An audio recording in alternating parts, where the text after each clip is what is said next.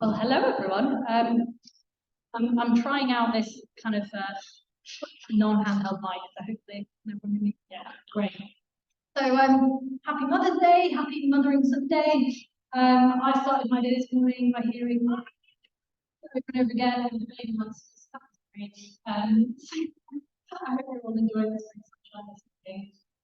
So today is as Mike said, in part a day for celebrating those mothers in our lives. And for some, this might be a difficult day. So I thought it was worth us looking a bit wider at what the kind of mother figure relationship is and what it actually refers to, because it impacts us all. Now we're looking today at two passages from the book of Ruth to show us about faithfulness as part of our series on discipleship. And I thought it would be really nice to hear from a few voices of other mums in our church, because whenever I'm up here, I talk about me being a mum. Actually, there's lots in our church. And I thought that by getting them to explain what faithfulness means, it might give us a bit more ideas of that word. And Martin and I are kind of going to do an old COVID-style next slide, please type thing, because, yeah, this is something new for me too. Okay, so I'll start with Rachel. So Rachel said, when I think of faithfulness, I think about all the ways that God has loved, guided, forgiven, provided, protected, and blessed us through the years.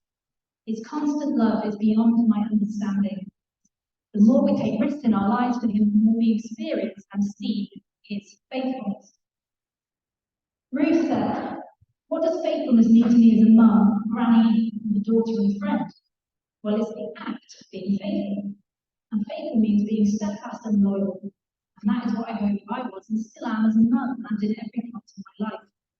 I believe it is what God has called us to be as Christians, loyal to him and steadfast in our faith, and service him, standing firm when things get tough.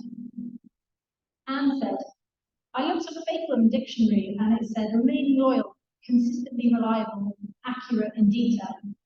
I guess in my personal life, I've remained faithful and loyal to my marriage for almost 40 years now. Even though the Steve I married was no longer really present, I remained faithful to our marriage vows till death do us part. I remained faithful in the care of our two children, in that I love them unconditionally in spite of so many situations where I could have felt differently about them. In my friendships, I believe I am a person who, once I make a good friend, I remain loyal and faithful to that person, trying my best to be alongside them and support them as well as receiving that support myself. And in my Christian faith, I remain faithful to my confirmation promises. And finally, Zoe said, faithfulness to me is staying true to your word and promises, carrying out what you say whenever possible. Nothing will stop you from living. Loyalty or being dependable, a trust in things not seen, but a belief that it will happen. Unchanging, constant, even when things aren't quite going how you expect. And I love these. It kind of shows us that faithfulness is an act. It's something about God and his character and it's part of our relationships. Oh yeah, great. I think one of my pictures has disappeared, but one of the things I love about Mothering Sunday or Mother's Day is that it encourages us to think about those people who have been mothers in our lives, not necessarily biologically. I love that on this day I can think of my grandmother-in-law Anne, who isn't on this slide, but she blesses her, as well as my own mum, who's on the right. I've propped out a lookalike of Johnny Depp, that was her for Christmas. I think some of you might have met her at my confirmation. I also love, I can think of Alison, who's the other woman who was the woman who helped me study the Bible and discover church when I first became a Christian as a teenager. There are so many women who fit this mother figure, not only in my life, but in yours too. So what I'm saying is that being a mother can take shape in many different ways. And that is what we see here in the book of Ruth. We see a relationship between a daughter and a mother-in-law, not related by blood, by marriage. So I think the next slide. Okay, thank you. So I'll set the scene of these passages for you because they're quite confusing when we come at them sort of randomly, because it takes place in a really dark time. This is in the middle of the book of Judges, in a time that Israel had drifted away from God. The book of Judges said the people did what was right in their own eyes, which is quite terrifying when you think about it. We're introduced to a family who are struggling in the midst of famine. So this family, the husband has a wife called Naomi and 2 sons. The father dies, and the 2 sons marry Moabite women, one of whom is Ruth. Now, for the family to have moved to Moab, which you can obviously see up here, is circled away from Israel, things must have been incredibly dire. Moab was a nation that oppressed Israel, it was an oppressor, so there would have been a lot of tension there. Now, in the midst of all this hardship, both sons suddenly die.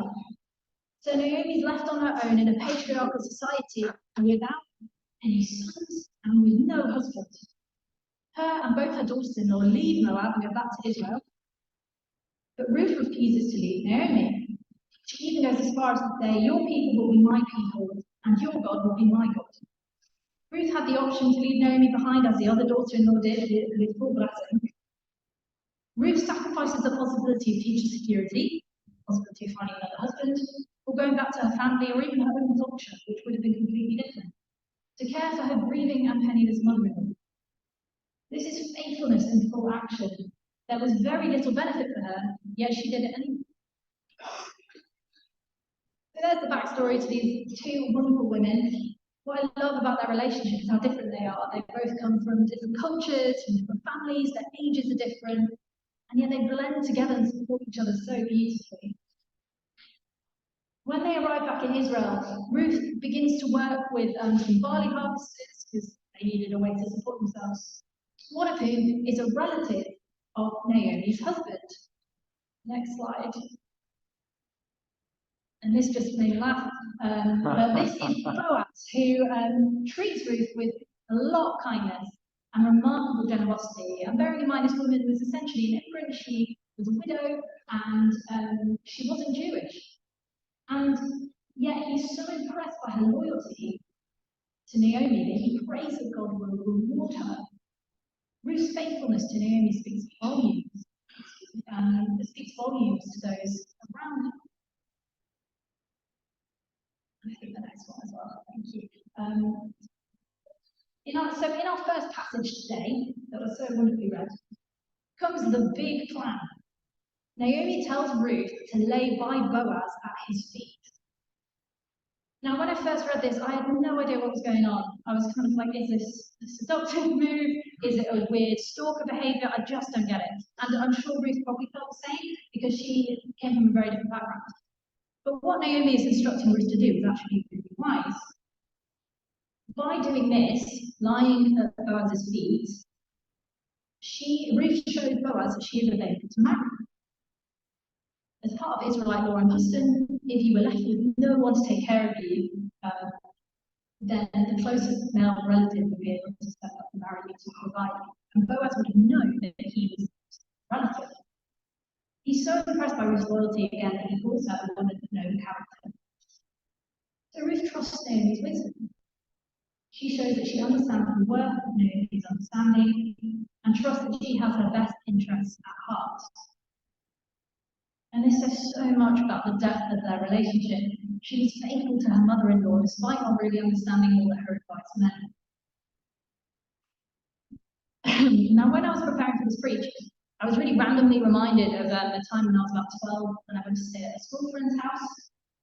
Her family were Indian, and I remember being really surprised when I went down the corridor and these 2 little old people came out. And I was like, oh, what are you doing? And it turns out they were her grandparents. And they had their own room in her house. And she explained to me that this was part of their culture, that whenever they moved house, they always considered where will my grandparents stay, because they would live with them. And this felt really different to my own experience. My grandparents don't live with me, they never have done. And the culture in the Old Testament can sometimes go really differently.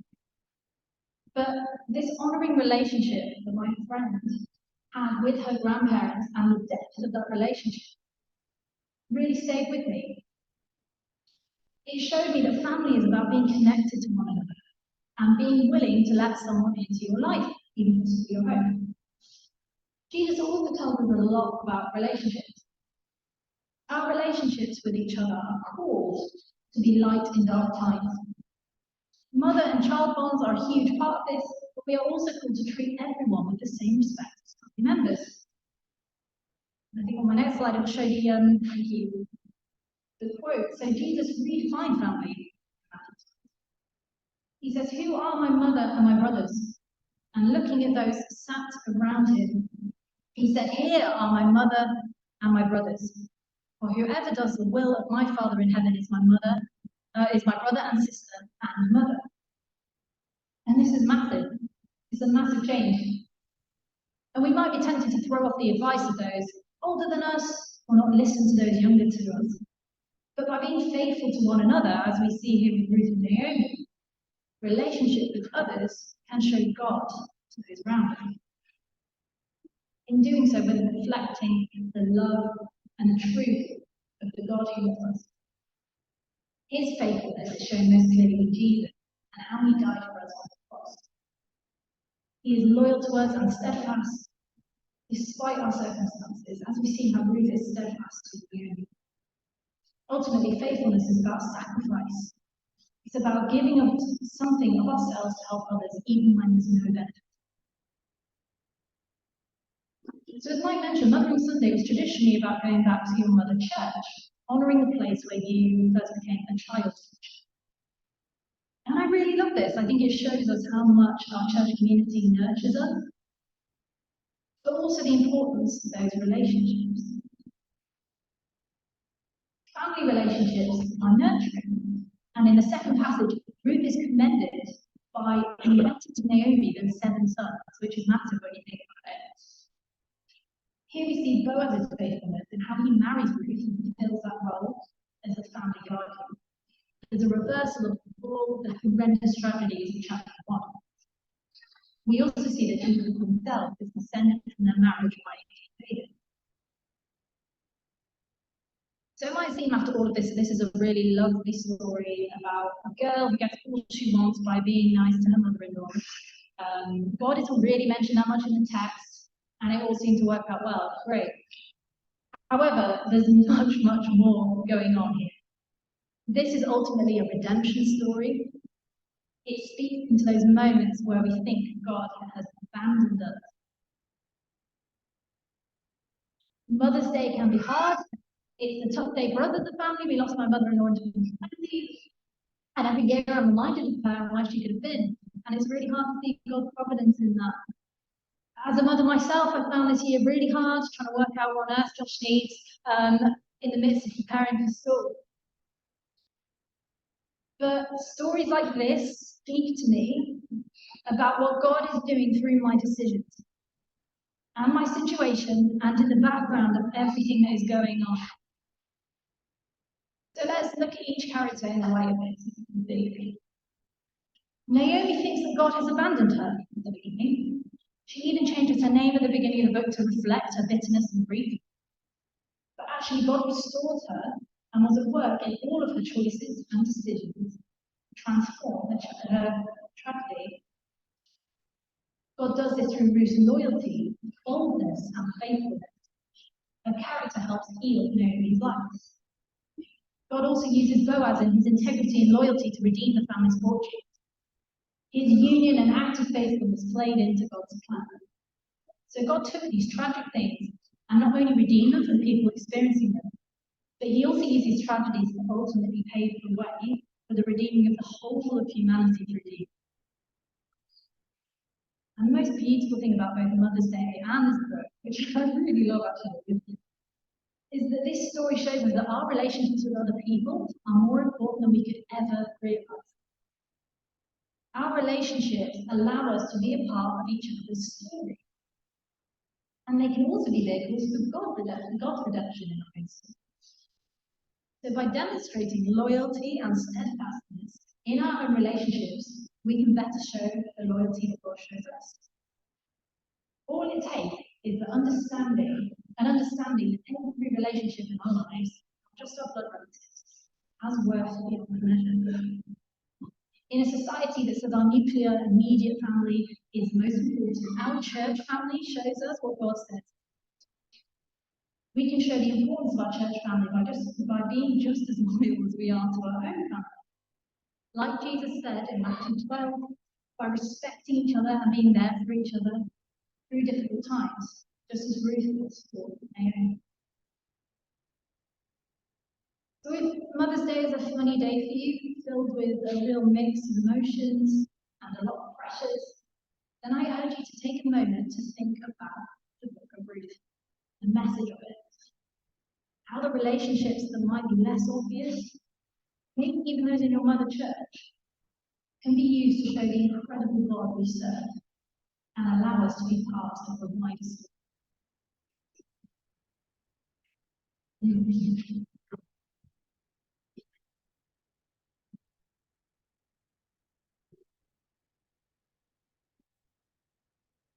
Amen. Well, thank you for that, Beth. That was fantastic and really good points brought out.